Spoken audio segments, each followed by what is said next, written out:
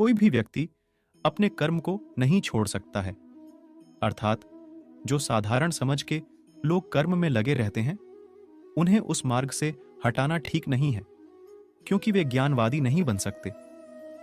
वहीं अगर उनका कर्म भी छूट गया तो वे दोनों तरफ से भटक जाएंगे और प्रकृति व्यक्ति को कर्म करने के लिए बाध्य करती है। जो व्यक्ति कर्म से बचना चाहता है वह ऊपर से तो कर्म छोड़ देता है, लेकिन मन ही मन उसमें डूबा रहता है।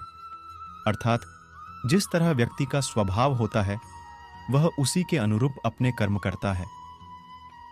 जो ज्ञानी व्यक्ति ज्ञान और कर्म को एक रूप में देखता है, उसी का नजरिया सही है, और जो अज्ञानी पुरुष होता है उसे ज्ञान नहीं होने की वजह से वह हर किसी चीज को गलत नजरिए से देखता है।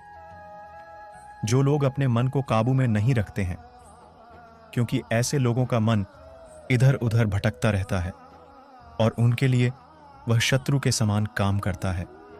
मन व्यक्ति के मस्तिष्क पर भी गहरा प्रभाव डालता है। जब व्यक्ति का मन सही होता है तो उसका मस्तिष्क भी सही तरीके से काम करता है। मनुष्य को पहले खुद का आकलन करना चाहिए और खुद की क्षमता को जानना चाहिए, क्योंकि मनुष्य को अपने आत्मज्ञान की तलवार से काटकर अपने हृदय से अज्ञान के संदेह को अलग कर देना चाहिए। जब तक मनुष्य खुद के बारे में नहीं जानेगा तब तक उसका उद्धार नहीं हो सकता है।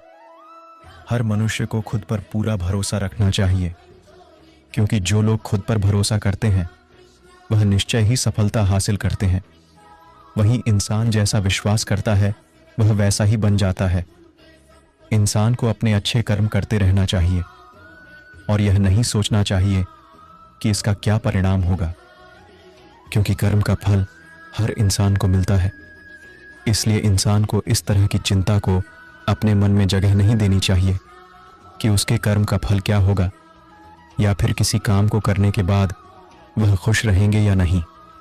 अर्थात कर्म करने के दौरान इंसान को इसके परिणाम के बारे में बिल्कुल भी चिंता नहीं करना चाहिए और किसी भी काम को चिंता मुक्त होकर शुरू करना चाहिए।